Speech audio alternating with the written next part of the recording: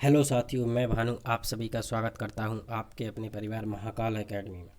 सपनों की उड़ान महाकाल एकेडमी में। इसी के साथ सभी साथियों को गुड आफ्टरनून, राधे राधे, राम राम, जय महाकाल। तो अपन देखते हैं जो अपन ने क्लास में थ्योरी की थी उसके कुछ ऑब्जेक्टिव एमसीक्यू देखते हैं केमिस्ट्री के, है ना। जिसमें से पहला क्वेश्चन है अपना एनोड करनौह की खोज किसने की। इसमें आपको दिख रहा होगा आंसर, इसमें टाइप करने में सभी आंसर पर टिक लगा दिए, लेकिन फिर भी अपन इसे डिस्कस करते हैं। आपको अंदाज़ा लगेगा कि किस प्रकार से क्वेश्चन अपने जो पढ़े हुए में से पूछे जाएंगे। ठीक है, तो इसमें पहला अपना क्वेश्चन है, तो एनोड किरणों की खोज किसने की। एनोड किरणों की खोज की जे जे थॉमसन ने, सॉरी गोल्डस्टीन ने। तो अपन और भी इनके बारे में बात करेंगे, जैसे कि जे जे थॉमसन है। जे जे थॉमसन ने क्या किया, जे जे थॉमसन ने अपने कैथोड किरणों की खोज की। नील बोर ने क्या बताया था, नील बोर ने अपने परमाणु ऊर्जा स्तर के बारे में बताया था कि किस प्रकार से ये जो चक्कर लगाते हैं, किस प्रकार से जो है ना, विभिन्न ऊर्जा स्तर में या विभिन्न जो चक्कर लगाएंगे इलेक्ट्रॉन, तो उनके बारे में बताया था किसने, नील बोर ने। इसके बारे में, इसके बाद में अपन है ना गोल्डस्टीन लिखा ही है। गोल्डस्टीन ने किसके बारे में बताया, तो अपनी किरणों की खोज, एनोड किरणों की खोज गोल्डस्टीन ने की। और दूसरा रदरफोर्ड ने क्या बताया, तो रदरफोर्ड ने अपने बताया कि हाँ, जो केंद्रक की खोज की थी विभिन्न प्रकार से। उन्होंने जो अल्फा कण की बमबारी करके केंद्रक की खोज किसने की थी, रदरफोर्ड ने की थी। ठीक है, तो ऐसे आपको सारे क्वेश्चन का भी विश्लेषण मिलेगा, सारे ऑप्शन का, कि किस प्रकार से होते हैं। नेक्स्ट क्वेश्चन है अपना, इलेक्ट्रॉन पर आवेश की खोज किसने की। तो इलेक्ट्रॉन पर आवेश, जैसे कि इलेक्ट्रॉन पर आवेश की खोज इसमें है ना लिखा है इसमें, इलेक्ट्रॉन पर आवेश की खोज किसने की, तो आर ए मिलिकन नामक वैज्ञानिक ने इलेक्ट्रॉन पर आवेश की खोज की। लेकिन अब अपन बात करें जे जे थॉमसन ने, अभी बात की थी अपन ने, जे जे थॉमसन ने किसकी खोज की, जे जे थॉमसन ने की अपनी, है ना, जे जे थॉमसन ने अपने इलेक्ट्रॉन की खोज की। और इन्होंने बताया, जे जे थॉमसन ने, है ना, एनोड किरणों की भी खोज की थी।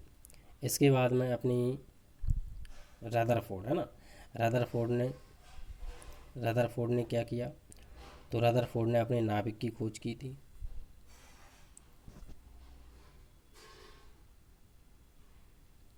तो कैथोड किरण, है ना, कैथोड किरणों की खोज की थी अपने जे जे थॉमसन ने। कैथोड किरणों की खोज की जे जे थॉमसन ने, जे जे थॉमसन ने कैथोड किरणों की खोज की। रदरफोर्ड ने अपने नाभिक की खोज की। और आर ए मिलिकन ने क्या किया, इलेक्ट्रॉन पर आवेश की खोज की।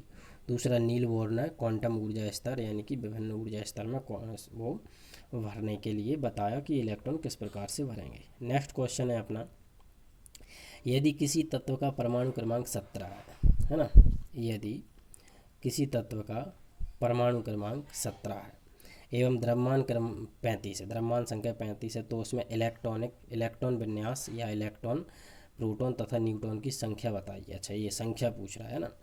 तो देखो इलेक्ट्रॉन इलेक्ट्रॉन जैसे कि ये 35-17 होता है अपना, है ना, ये क्लोरीन का होता है, ये अपना क्लोरीन का होता है, क्लोरीन का अपना जो परमाणु क्रमांक होता है वो, है ना, 17 होता है। और ये अपना 35 होता है, परमाणु भार इसमें 35 होता है। तो इसमें अपन बात करें, है ना, इसमें किस प्रकार से होंगे, तो ये इलेक्ट्रॉन की संख्या को दर्शाता है। कौन, इलेक्ट्रॉन की संख्या को दर्शाता है परमाणु क्रमांक। तो परमाणु क्रमांक इलेक्ट्रॉन की संख्या को दर्शाता है। और दूसरा किसकी संख्या को दर्शाता है, दूसरा अपनी प्रोटॉन की संख्या को दर्शाता है। तो प्रोटॉन कितने होंगे, 17 होंगे, और इलेक्ट्रॉन भी 17 होंगे। जबकि ये किस किस को दर्शाता है, ये होता है अपना न्यूट्रॉन का और प्रोटॉन का योग होता है, न्यूट्रॉन का और प्रोटॉन का योग होता है। तो प्रोटॉन इसमें 17 हैं, तो 34 में से अपन कितना घटा देंगे, 17 घटा देंगे, तो बाकी कितना बचेगा, 18 बचेगा। 18 क्या बचेगा, तो 18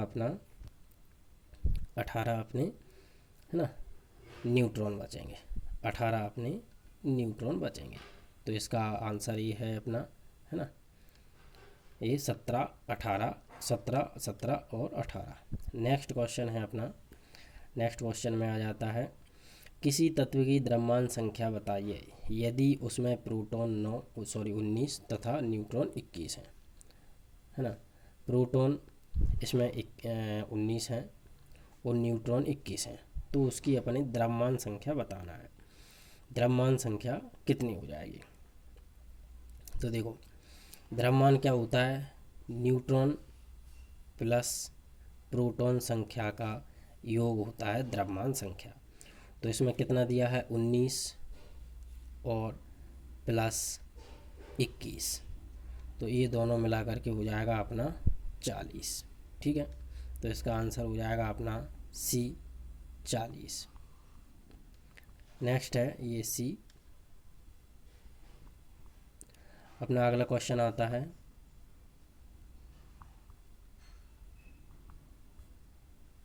अगला क्वेश्चन आता है ये, यदि किसी तत्व का परमाणु क्रमांक 30 है, यदि किसी तत्व का परमाणु क्रमांक 30 है, तो इसके नाभिक में प्रोटॉन होंगे, नाभिक में प्रोटॉन होंगे, परमाणु क्रमांक 30 है, यानी कि कोई मान के चलो परमाणु X है, कोई परमाणु X है और इसका परमाणु क्रमांक 30 है, जैसे कि या ये जिंक का होता है परमाणु क्रमांक 30।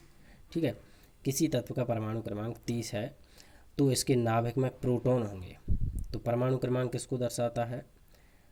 अच्छा, यदि किसी तत्व का परमाणु क्रमांक 30 है तो इसके नाभिक में प्रोटॉन होंगे, तो इसका परमाणु क्रमांक अपना इलेक्ट्रॉन, इलेक्ट्रॉन और प्रोटॉन को दर्शाता है, यानी कि इस तत्व में इलेक्ट्रॉन भी 30 होंगे और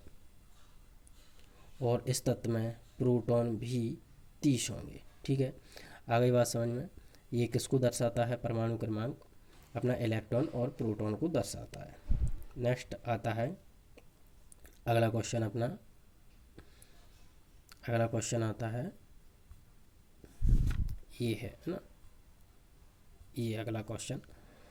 तो बोर मॉडल के अनुसार है ना, बोर मॉडल के अनुसार, बोर मॉडल के अनुसार किसकी परमाणु, हाँ, परमाणु की बाह्यतम कक्षा में अधिकतम इलेक्ट्रॉन उपस्थित रह सकते हैं? तो बाह्यतम कक्षा में अधिकतम इलेक्ट्रॉन कितने रहेंगे? 8 रहेंगे। ये आप सीधा सीधा क्वेश्चन पूछा है ना, किसी भी तत्व को स्थायी होने के लिए उसका अष्टक पूरा करना जरूरी होता है, उसकी अंतिम कक्षा में 8 इलेक्ट्रॉन होने चाहिए। जैसे कि ये आपकी इसकी पहली कक्षा है, ये दूसरी कक्षा है और ये जैसे कि तीसरी कक्षा है, ये चौथी कक्षा है। तो जो अंतिम कक्षा है ना, कोई सी भी हो सकती है, ये अंतिम कक्षा है, उसमें 8 इलेक्ट्रॉन होना ज़रूरी है। नेक्स्ट आता है अपना अगला क्वेश्चन, अगला क्वेश्चन आता है एम कक्षा अधिकतम इलेक्ट्रॉन हो सकते हैं, एम कक्षा में कितने इलेक्ट्रॉन हो सकते हैं? तो देखो, एम कक्षा कैसे होती है? पहली कक्षा होती है अपनी के, पहली कक्षा होती है अपनी के, सॉरी के, दूसरी होती है एल और तीसरी होती है एम। तो के में कितना होता है? ये इसका सूत्र होता है अपना 2n स्क्वायर, 2n स्क्वायर, यानी कि के कौन सी हो गई? तीसरे नंबर की, यानी कि एन की वैल्यू कितनी हो गई? एन की एम की वैल्यू कितनी हो गई? 3। तो 2 इंटू 3 का ये वर्ग, तो 3 तिया 9 और 9 दूनी 18, तो इसका आंसर आ जाएगा अपना 18, है ना, ये हो गया 18। एम कक्षा में अधिकतम कितने इलेक्ट्रॉन हो सकते हैं? तो 18। नेक्स्ट आता है अपना अगला क्वेश्चन, यदि किसी तत्व का परमाणु क्रमांक 20 है तो इसकी बाह्यतम कक्षा में मुक्त इलेक्ट्रॉनों की संख्या बताइए। बाह्यतम कक्षा में मुक्त इलेक्ट्रॉनों की संख्या, किसी तत्व का परमाणु क्रमांक 20 है, जैसे कि मैं आपको बता दूं 20 होता है अपना परमाणु क्रमांक कैल्शियम का। ठीक है, कैल्शियम का अपना परमाणु क्रमांक 20 होता है, 20 होता है। अब देखते हैं इसे, इसका इलेक्ट्रॉनिक विन्यास किस प्रकार से हो जाएगा? तो 2, पहली कक्षा में 2, दूसरी में 8, 2 8, और अगला हो जाएगा 2 8 10 हो गए, फिर आगे हो जाएंगे अपने 8 और फिर हो जाएगा 2। यानी कि इसे अष्टक पूरा करने के लिए अंतिम कक्षा में 8 इलेक्ट्रॉन होने चाहिए, तो ये इसकी अंतिम कक्षा हो जाएगी और ये उसकी ये हो जाएगी, ये मुक्त इलेक्ट्रॉन हो जाएंगे, है ना। तो इन्हें ये दान कर देगा। तो इसमें मुक्त इलेक्ट्रॉनों की संख्या कितनी हो जाएगी? 2 हो जाएगी। नेक्स्ट क्वेश्चन आता है अपना, यदि किसी तत्व का परमाणु क्रमांक 7 तथा द्रव्यमान संख्या 14 है तो न्यूट्रॉनों की संख्या बताइए। तो वैसे मैंने ये आपको सॉल्व भी करा दिए थे फिर भी, है ना। तो न्यूट्रॉनों की संख्या बताइए। तो न्यूट्रॉन्स की संख्या कितनी हो जाएगी? इलेक्ट्रॉन की संख्या इसमें कितनी है? दी है अपनी इलेक्ट्रॉन, है ना, इलेक्ट्रॉन और प्रोटॉन। इलेक्ट्रॉन और प्रोटॉन की संख्या कितनी होती है? 7 इसमें दी है। तो परमाणु क्रमांक किसको दर्शाता है? इलेक्ट्रॉन और प्रोटॉन को दर्शाता है। द्रव्यमान संख्या इसमें 14 है। द्रव्यमान संख्या इसकी 14 है, यानी कि प्रोटॉन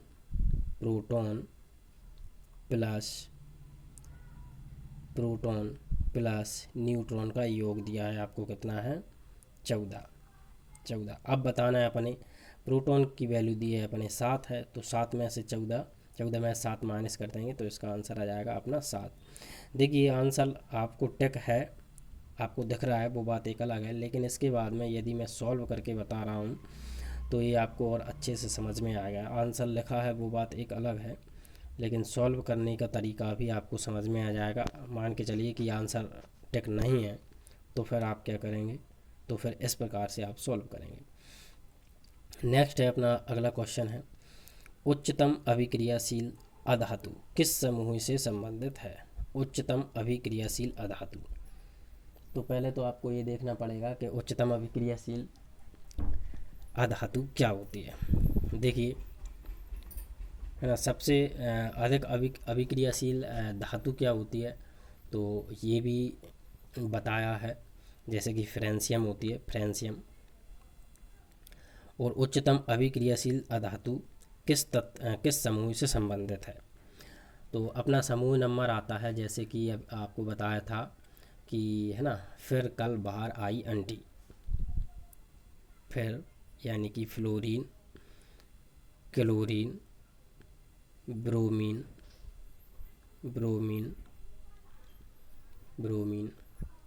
आयोडीन और एस्टाटीन।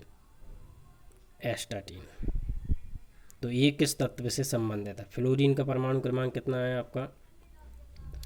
फ्लोरीन हो जाएगा अपना 9। फ्लोरीन हो जाएगा 9। और इसमें सबसे अधिक क्रियाशील अधातु पूछा है, तो सबसे अधिक क्रियाशील अधातु है अपनी फ्लोरीन, ठीक है। और ये किस तत्व में आती है? तो इसका परमाणु क्रमांक 9 है, तो आप इधर से काउंट कर सकते हैं, जैसे कि पहले में कितना है, क्या है, हाइड्रोजन है। लास्ट में कितना आता है अपना 18, इसमें क्या है, हीलियम है। इसमें क्या है, हीलियम है। हीलियम कितना है, 18वां। तो हीलियम से पहले फिर आता है अपना इधर लिथियम, इधर बेरिलियम आता है। बेरिलियम के बाद इधर फिर बोरोन आता है। बोरोन के बाद फिर कार्बन आता है।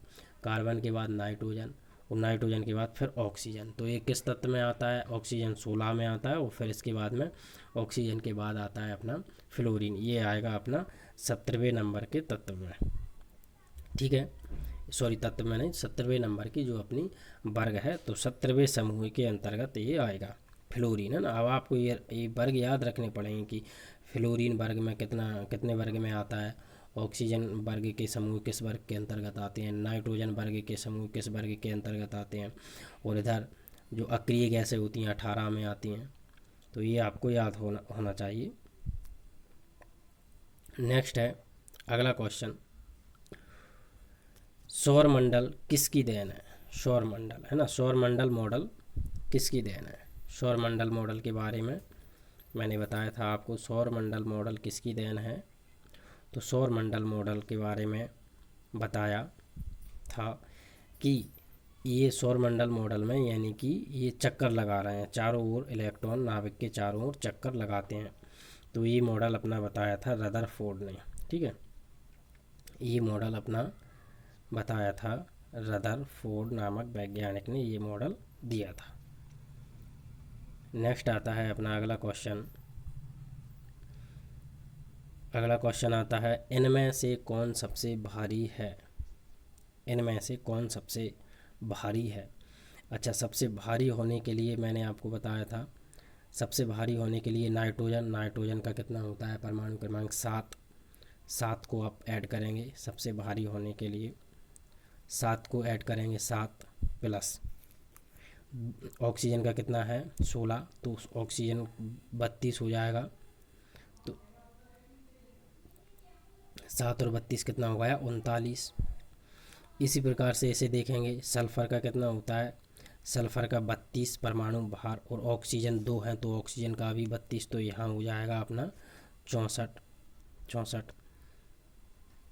और इसके बाद में होता है अपना हाइड्रोजन, और है ना, 2 हाइड्रोजन और 2 ऑक्सीजन, यानी कि H2O2। तो H2 का कितना हो जाएगा? 2, और ऑक्सीजन का कितना हो जाएगा? 32, यानी कि ये भी अपना 34 हो जाएगा। और क्लोरीन आपका आंसर दिया ही है, आपको पता भी है क्लोरीन कितना होता है। क्लोरीन का होता है 35, और 2 क्लोरीन हैं तो ये हो जाएगा अपना 70, है ना, 35 दूनी 70। अगला क्वेश्चन देखते हैं।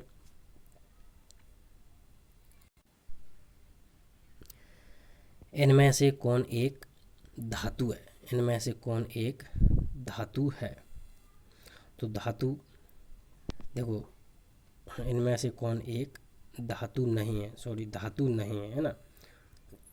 तो सिलिकन, ये अपने विकर्ण संबंध में दर्शाया जाता है। सिलिकन भी जो है एक धातु नहीं है, ये अर्ध धातु है। अर्ध धातु है। जर्मेनियम भी अर्ध धातु है, और एस्टाटीन, ये तीनों को, ये इस प्रकार की टोटल जो अधातुएँ होती हैं वो होती हैं 7, है ना, इनकी संख्या 7 होती है। जैसे कि ये विकर्ण संबंध में आ जाता है बोरॉन, सिलिकन, एस्टाटीन, टैलेनियम, और जर्मेनियम और, है ना, एंटीमनी और पोलोनियम। ये 7 प्रकार की जो धातुएँ हैं, ये 7 उपधातुएँ या अधातु, है ना, ये अर्ध धातुओं के रूप में जानी जाती हैं। नेक्स्ट क्वेश्चन आता है अपना, इनमें से किसका प्रयोग, है ना, इनमें से किसका प्रयोग ट्रांजिस्टर्स बनाने में किया जाता है? तो ये क्या है अपना, ये अपना क्रोमियम, कॉपर, और ये एजी, है ना, सिल्वर या चांदी, है ना, एजी सिल्वर चांदी। तो इनका प्रयोग नहीं किया जाता है, जबकि ये अर्ध धातु का प्रयोग जो है, सिलिकॉन का प्रयोग ट्रांजिस्टर बनाने में किया जाता है। सिलिकॉन है, जर्मेनियम है आदि, इनका प्रयोग किया जाता है अर्ध धातुओं का। नेक्स्ट आता है अपना, इनमें से कौन एक क्षारीय धातु नहीं है? क्षारीय धातु, तो क्षारीय धातु होने के लिए अपने देखना पड़ेगा, हाँ, क्षारीय धातु कौन सी होती हैं।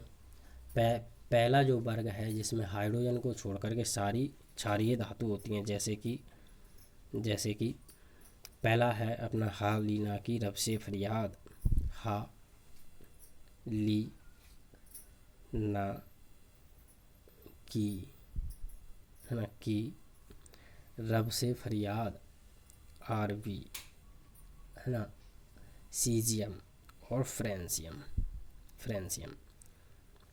इस प्रकार से ये होती हैं। तो इनमें से क्षारीय धातु नहीं है। तो ये देखो, क्षारीय धातु में सोडियम आ रहा है, ये सोडियम आ रहा है, पोटेशियम आ रहा है, ये पोटेशियम आ रहा है, फ्रेंसियम आ रहा है, ये फ्रेंसियम आ रहा है। कैल्शियम कहाँ पहुँच जाता है? कैल्शियम पहुँच जाता है बेटा मांगे कार स्कूटर, है ना, बेरिलियम, मैग्नीशियम, बेटा मांगे कार स्कूटर, है ना, कैल्शियम। तो ये कैल्शियम इसमें सेकंड वाले में पहुँच जाता है, दूसरे वाले ग्रुप में, जो क्षारीय मृदा धातुएँ होती हैं। नेक्स्ट आता है, इनमें से कौन एक हैलोजन नहीं है? कौन एक हैलोजन नहीं है? हैलोजन किस ग्रुप में आती है? हैलोजन आती है अपनी 17वें ग्रुप में, यानी कि हैलोजन। फिर कल बाहर आई एंटी और हैलो करने लगी, फिर कल बाहर आई एंटी और हैलो करने लगी, है ना। Fluorine, chlorine, bromine, iodine, astatine, है ना, एस्टाटीन। तो इसमें से कौन एक हैलोजन नहीं है? तो देखो, एस्टाटीन ये है, ब्रोमीन अपना, ये ब्रोमीन है ना, ये आयोडीन है। इसमें क्या बाहर निकल गया? इसमें एस्टाटीन है ना, एस्टाटीन ये आता है अपना, एस्टाटीन इससे बाहर हो जाता है ना, ये इससे बाहर हो जाता है, यानी कि ये एस्टाटीन अलग है और ये अलग है। नेक्स्ट है, यदि किसी तत्व का परमाणु क्रमांक 16 है तो वो किस समूह से संबंधित होगा। किसी तत्व का परमाणु क्रमांक 16 है, 16 परमाणु क्रमांक किसका है, ऑक्सीजन का कितना होता है, 8 होता है, और इसका परमाणु बाहर 16 होता है ऑक्सीजन की। तो ओल्ड स्कीम से टीपू, फिर आता है अपना एस, यानी कि है ना सल्फर। सल्फर का परमाणु क्रमांक अपना 16 है, सल्फर का परमाणु क्रमांक 16 है, और ये किस वर्ग से संबंधित है, तो ये आ जाएगा अपना फ्लोरीन आता है इसके बाद में 17वें वर्ग में, और इससे पहले आता है अपना वर्ग नंबर, है ना, वर्ग नंबर इधर आ जाएगा अपना, तो ये अपने 16वें वर्ग से आता है, और इसके पहले आ जाएगा अपना 15वां वर्ग, तो ये आता है अपना 16वें वर्ग से। ये अपने को याद रखना पड़ेगा कि ये किस किस वर्ग में आ सकता है।